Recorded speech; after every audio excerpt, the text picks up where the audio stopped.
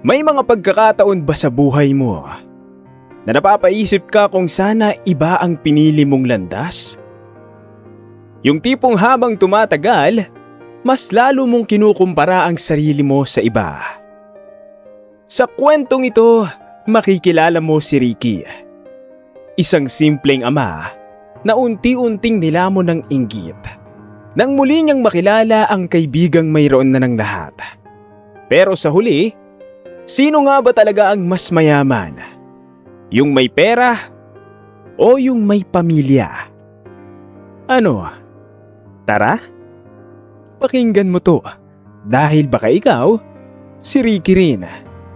Ay teka lang pala, singit ko lang mga kakwentuhan. Siguraduhin mong nakasubscribe ka na at ilike mo ang kwentong ito. I-share mo na rin sa iyong mga kaibigan para mas marami pa tayong magawa ng ganitong mga klaseng kwento. Maraming salamat!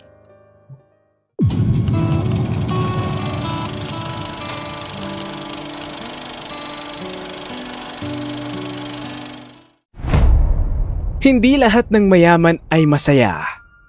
At hindi lahat ng mahirap ay kapos.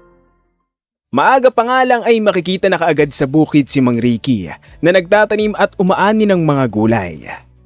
Katulong niya nga ang nag-iisang anak niyang si Paulo. Panghapon kasi ang klase nito kaya naman nakakatulong pa siya sa kanyang ama. Paulo, umuwi ka na at may klase ka pa. Sige na, susunod ako pagkatapos kong mapuno tong balde. Sabi ni Ricky sa anak. Tinatamad po akong pumasok tay. Wala naman kasi kaming gagawin ngayon sa eskwela. Nakangusong sambit nito. Kahit wala kayong gagawin, pumasok ka pa rin. Sige ka, makukurot ka na naman ng nanay mong Amazona. Alam mo naman magalit ang nanay mo. Natatawang anya. Napatawa nga rin si Paulo dahil sa sinabi ng kanyang ama. Anong tinatawa-tawa niyo diyang mag-ama? Siguro, pinag-uusapan niyo na naman ako. Napatigil nga sila sa pagtawa at napatingin sa nagsalita. Masungit na mukha kaagad ang isang babae ang bumungad sa kanila. Nandyan ka na pala, mahal. Nilapitan ito ni Ricky. Paano? Hindi pa umuuwi ang anak mo. Alam niya may pasok pa siya. Kaya eto, sinundo ko na. Sagot nito. Pinunasan niya ang pawis ng asawa. Pinapauwi ko na nga at may pasok. Pauwi na rin naman siya, kaya huwag ka nang magsungit dyan. Mas gumaganda ka kapag hindi nagsusungit. Pambobola ni Ricky sa asawa. Oo nga po, Nay. Mas gumaganda ka po kapag hindi nagsusungit. Halika na po at baka mahuli ako sa klase. Sabi naman ni Paulo at nilapitan ng ina. Huwag niyo nga akong bulahin na mag-ama dyan. Umirap ang babae. Mabuti pa at umuwi ka na rin, Ricky. Nang makakain ka. Mamaya ka na rin lumusong kapag hindi nakainitan. Dahil asawa na ni Ricky ang nagsabi, sumunod na lang siya. Sigurado kasi siyang mas magsusungit ito kapag hindi siya sumunod. Masyado kasing maalalahanin ang kanyang asawa. Bagay na isa sa dahilan kung bakit minahal niya ito. At kahit simple lang ang buhay nila ngayon at minsan ay kinakapos nga, masaya pa rin siya dahil masaya ang kanyang pamilya. At gagawin nga nilang mag-asawa ang lahat para mapagtapos ang kanilang nag-iisang anak. Isang hapon, matapos magbenta ng gulay sa bayan, dumaan si Ricky sa plaza. Bibilhan niya kasi ng pasalubong ang asawa dahil medyo masama ang mood nito. Habang naglalakad nga siya, may isang mamahaling sasakyan ang huminto sa kanyang harapan. Unti-unting bumukas ang bintana ng sasakyan. Napakunot noo nga siya nang makita ang isang lalaking naka-Amerikana na nasa driver's seat. Ricky! Nakangiting bati nito sa kanya. Tinitigan niya ang lalaki. Pamilyar yon sa kanya, pero hindi niya matandaan kung saan niya ito nakita. Pare, hindi mo na ba ako nakikilala? Ngumiti ang lalaki sakay ng sasakyan. Ako to, si Ramon. Biglang nanlaki ang mga mata ni Ricky. Ramon? Halos hindi siya makapaniwala. Si Ramon ang kanyang kaklase at kaibigan noong high school. Noon, pareho lamang silang nangangarap. Parehong mahirap. Parehong naglalakad ng ilang kilometro papasok sa paaralan. Ngunit magkaiba ang naging landas nila matapos ang graduation. Si Ricky ay tumigil sa pag-aaral dahil sa hirap ng buhay. Pinili niya lang magtrabaho para makatulong sa kanyang mga magulang. Ang huling balita niya kay Ramon ay lumipat ito sa Manila para doon mag-aral. Pagkatapos nga nun ay hindi na sila nagkita paulit. 30 taon na yata ang lumipas at ngayon lang ulit sila nagkita. Pinarada ni Ramon ang sasakyan sa isang gilid bago pumasok ng sasakyan. Agad niya ngang nilapitan ng kaibigan at niyakap. Pare, kamusta ka na? Ang tagal nating hindi nagkita. Nakangiting sabi ni Ramon. Kaya nga, nawalan na kasi tayo ng kontak sa isa't isa. Mukhang sobrang busy mo magpayaman eh. Tugon ni Ricky. Marami kasi akong ginagawa talaga. Ngayon lang ako nagkaroon ng oras na makabalik dito sa lugar natin. Natawa si Ramon. Teka, busy ka ba? Ayain muna sana kitang kumain para makapag-usap din tayo. Pwede namang mamaya muna ako umuwi. Halika, at gusto ko ring makausap ka dahil sa tagal nating hindi nagkita. Nagtungo nga ang dalawa sa karinderya na malapit lang sa kinaroroonan nila. Si Ramon ang nag-order at halos nga lahat ng nasa menu ay binili na nito. Kumusta naman ang buhay mo, Ricky? Tanong ni Ramon habang hinihintay nga nila ang mga order nila. Ito, nagtatrabaho sa bukid at may pamilya na rin. Ngumiti siya. Hindi ko na talaga natuloy ang pagkokolehiyo dahil mas pinili kong kumita. Sobra kasing hirap ng buhay namin kaya hindi ko na natupad ang pagpupulis ko. Ikaw ba? Kamusta ka naman? Parang ang galante mo ah. Nakatapos ako ng kolehiyo. Pinag-aral ako ni tita kong nasa ibang bansa. Business Administration ang kinuha kong course. Yun kasi ang gusto ni tita. Pagkatapos kong graduate, kinuha ko ni tita at doon ako nagtrabaho sa ibang bansa. Sa awa naman ng Diyos, naging successful ako. May malaking kumpanya ako sa Manila. May ibang business din ako na laganap sa iba't ibang parte ng mundo. Nakapagpatayo rin ako ng bahay sa kinukwento ko rin noon. At may mga sasakyan na rin ako. Habang nagsasalita si Ramon tungkol sa kanyang mga tagumpay, hindi maiwasang mapatingin ni Ricky sa mamahaling relo nito. Ganoon na rin sa mamahaling sapatos, sasakyan at kasuotan nito. Unti-unting may kung anong sumiksik sa kanyang dibdib. Inggit. Napaisip siya na kung nagtuloy siguro siya sa kolehiyo, posible sa kanya ngayong maabot kung anuman ang mayroon si Ramon. Iniisip niya na kung pinili niya ang sarili niya noon, baka hindi siya ngayon naghihirap at may maganda na siyang buhay ngayon. Habang tumatagal nga ang usapan nila, lalo niyang nararamdaman ang bigat sa kanyang puso. Pakiramdam niya ay napag-iwanan siya ng panahon. Ang kasama niya kasing nangangarap noon, successful na. Samantalang siya ay nasa bukid pa rin at paulit-ulit na lamang ang takbo ng buhay. Nang dumating nga ang kanilang pagkain, nagsimula na silang kumain. Nawalan ng gana si Ricky, pero pinilit niya pa rin ang sarili. May problema ba? Napansin nga ni Ramon ang pagiging tahimik nito. Naalala ko lang na may inuutos pala ang asawa ko. Pasensya ka na Ramon, kailangan ko nang umalis. Amazona pa naman ang asawa ko. Tugon niya. Ganun ba? Ipabalot na lang natin itong mga pagkain at iuwi mo na lang. Sayang naman kasi. Tapos, kapag may oras ka, lumabas tayong dalawa para makapag-usap pa. Medyo magtatagal din kasi ako dito sa lugar natin dahil dito itatayo ang panibagong branch ng business ko. Tumango si Ricky. Sige, maraming salamat sa iyo. Alam niyang masama ang inggit sa katawan. Pero hindi niya talaga maiwasan. Lalo pa at sabay silang nangarap noon ni Ricky. Matapos nga ang pagkikita nila ni Ramon, napansin ni Clarice ang pagiging tahimik ng kanyang asawa. Alam niyang malungkot ito at may malalim na iniisip. Ricky, may problema ba? Tanong niya sa asawa. Ngunit alam niyang may bumabagabag talaga rito. Kabisado kita, Ricky. Alam ko kapag may problema ka talaga. Sige na, sabihin mo na sa akin kung ano yon. Kaysa naman suluhin mo yung iniisip mo. Sabi ni Clarice. Napatitig muna si Ricky sa asawa. Ilang sandali nga ay napahinga na lamang ito ng malalim bago magsimulang magkwento. Sinabi niya sa asawa ang pagkikita nila ni Ramon at ang mga pinag-usapan nila. Ibig sabihin, kinukumpara mo ang buhay mo ngayon kay Ramon? Napahinga ng malalim si Clarice. Ricky, hindi mo naman kailangan ikumpara ang buhay mo ngayon sa kanya. Magkaiba kayong dalawa. Madali mong sabihin. Pareho lang kaming mahirap noon. Ngayon, milyonaryo na siya. Ako? Magsasaka pa rin. Ibig sabihin ba ay pinagsisisihan mo naging buhay mo ngayon? Hindi ka masaya ngayon sa buhay mo? Tanong ni Clarice. Umiling si Ricky. Hindi naman sa ganon. Napapaisip lang ako kung anong mangyayari sa akin kung sakaling nagtuloy ako sa pangarap ko. Iniisip ko na baka successful na rin ako kagaya ni Ramon. Kung ganon, ay naiinggit ka nga kay Ramon. Pero wala ka naman dapat ikainggit, Ricky. Kasi masaya naman ang buhay mo, di ba? Simple ang pamumuhay natin, pero masaya naman tayo. Napatingin si Clarice sa anak na nagsusulat sa lamesa. Isa pa, kahit hindi mo natupad ang pangapangarap mo, sigurado naman akong handang tuparin yun ni Paolo. Tingnan mo, pursigido ang anak mo. Palagi niyang sinasabi sa akin na gusto niyang magtapos para sa'yo, para sa atin. Napatingin si Ricky sa anak at tahimik na napaisip. Tama naman ang kanyang asawa. Pero nananaig pa rin talaga ang kanyang puso at inggit.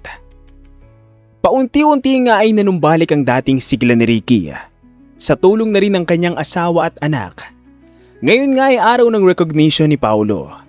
Third year college na ito at 1 taon na lang ay gagraduate na ito ng kolehiyo sa kursong pagpupulis. Napakagaling naman talaga ng anak ko. Ang dami-dami mo na namang award. Nakangiting sabi niya sa anak habang inaayos ang uniforme nito. Siyempre po, ginagalingan ko talaga para sa inyo ni nanay. Nagsisipag po kayo para sa akin, kaya sinisipagan ko rin po para makapag-aral. Tugon nito. Anak, ayos lang sa amin kahit hindi mataas ang mga marga mo o wala kang awards. Ang mahalaga ay sinusubukan mo pa rin at binibigay mo ang makakaya mo. Nakangiting sabi niya sa anak. Salamat po sa inyo, nanay. Maya-maya nga ay umalis na sila ng bahay dahil baka mahuli sila sa programa.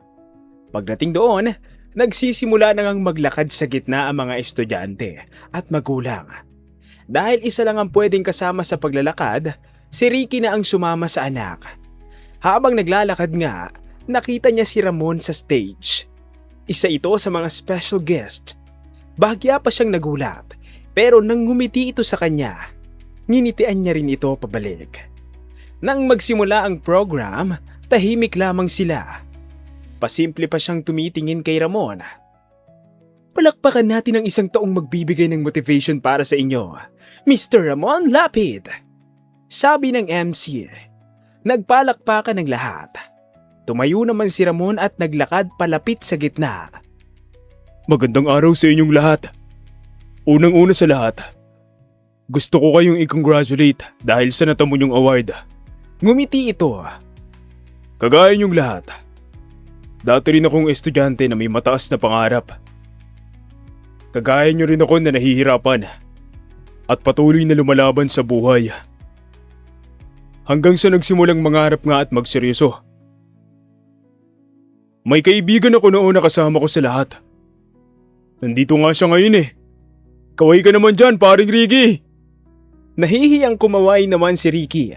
Dahilan para mapatingin sa kanya ang karamihan. Ayun pala si pare ko.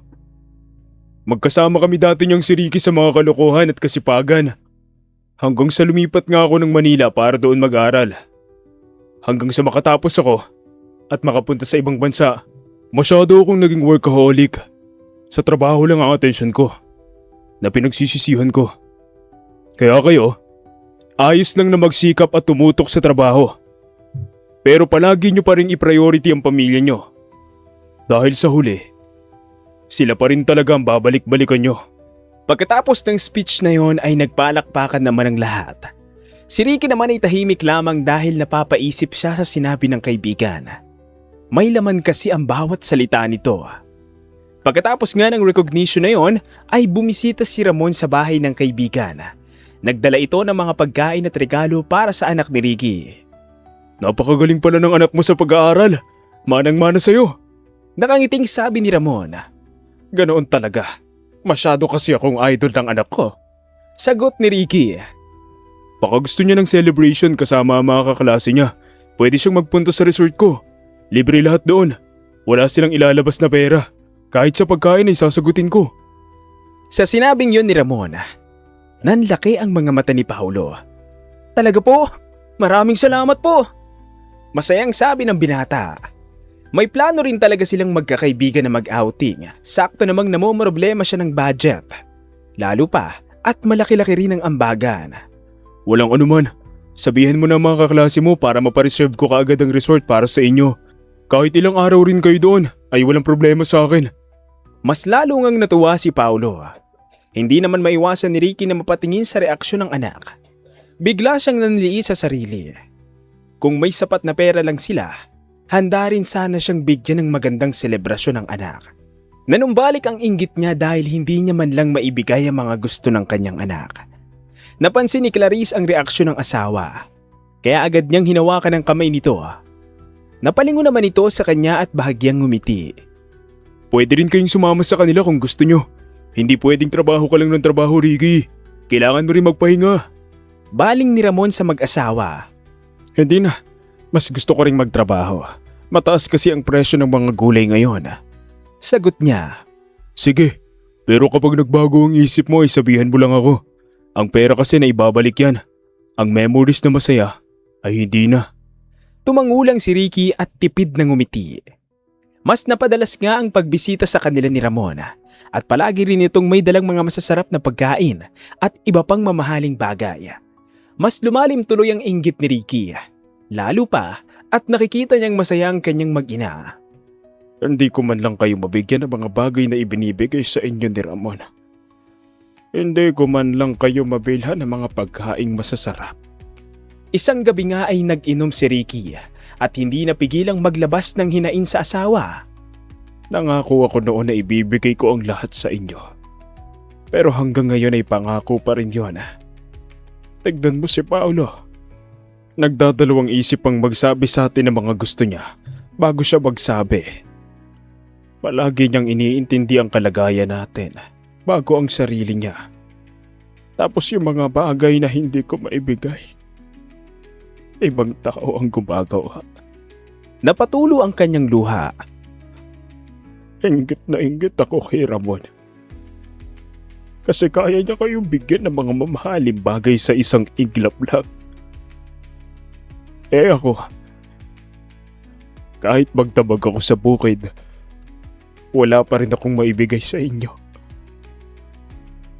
Puro lechon manok lang ang nabibili ko na pinakamahal.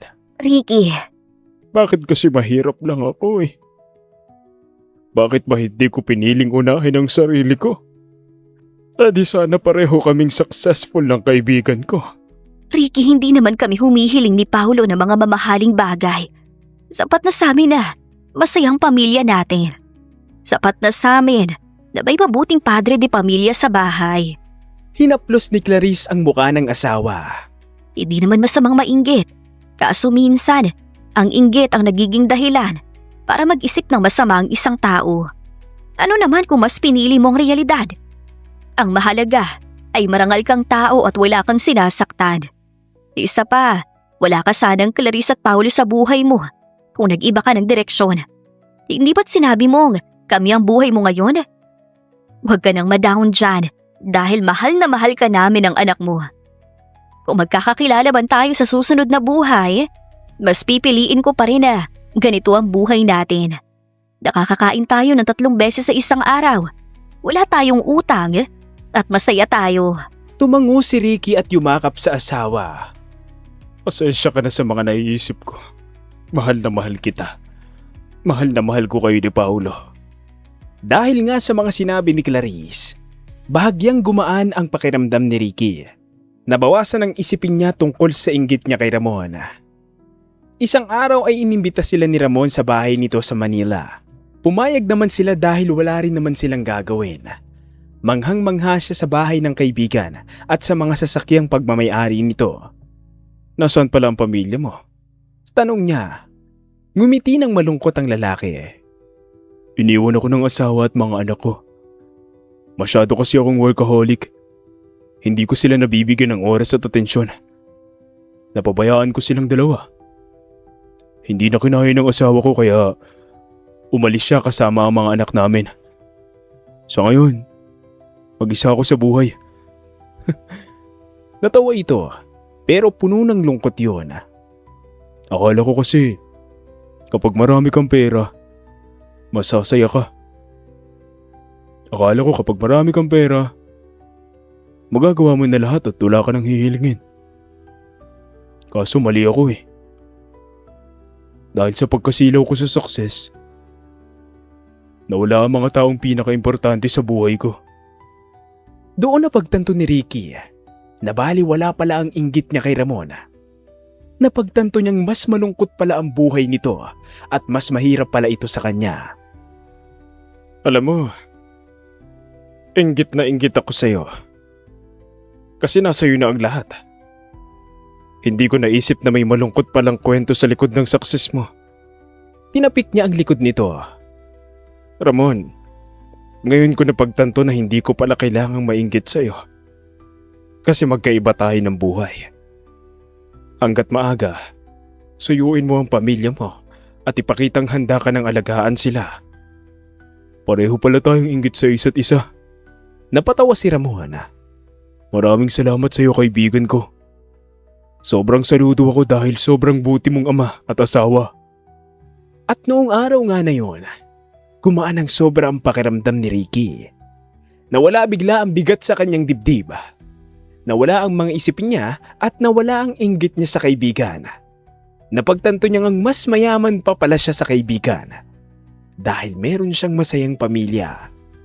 Naunawaan niya rin ang isang katotohanang hindi lahat ng mayaman ay masaya at hindi lahat ng mahirap ay kapos. May mga taong maraming pera, ngunit kulang sa pagmamahal. At may mga taong kulang sa pera, ngunit sagana sa pamilya, paggalang at kapayapaan. Ang pera ay maaaring magpaganda ng bahay, ngunit hindi nito kayang bumuo ng tahanan. Kayang bumili ng mayaman ng magandang kama, pero hindi naman ito natutulugan ng mahimbing kapag mag-isa ka lang. Kayang bilhin ng mayaman ng iba't ibang masasarap na pagkain, ngunit hindi nito kayang bilhin ang masaya at salo-salong pamilya. At dahil may mapagmahal na asawa at anak si Ricky, masasabi niyang sobrang yaman niya rin pala. Hindi sa pera, kundi sa mga biyayang hindi kayang bilhin ng kahit gaano kalaking halaga. At iyon ang yaman na mananatili kahit mawala ang lahat ng iba pang bagay sa mundo. Tandaan mo na kapag ang puso mo ay puno ng inggit, malaki ang posibilidad na ang lalabas sa iyong bibig ay puro panlalait. At hanggang dito na lang ang magandang storyang ito. Kung nagustuhan mo ang ating ibinahaging storya, huwag mong kalimutang pindutin ang like button. At kung nais mo pang makarinig ng mas marami pang inspiring stories, mag-subscribe ka na at i-hit ang notification bell para lagi kang updated sa mga susunod pa nating kwento. Maaari mo rin itong i-share sa iyong mga kaibigan at mahal sa buhay. At huwag ka mahiyang mag-iwan ng comment. Sabihin mo sa amin kung saan ka nanonood at kung anong aral ang iyong napulot mula sa kwento natin ngayon. Maraming salamat sa iyong pakikinig. Hanggang sa muli, kakwentuhan.